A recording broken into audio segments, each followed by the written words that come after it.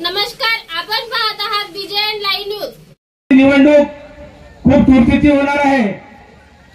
आपण आज श्रद्धेय बाळासाहेब आंबेडकरांना या ठिकाणी वचन द्यायचं आहे की आपण येणाऱ्या 20 तारखेला प्रशांत भाऊ आगोदे यांची निशाणी ठिकाणी मराठा समाजाचे प्रतिनिधी आदरणीय सिमरे सर मंचकावर येतील अशी मी त्यांना विनंती करतो।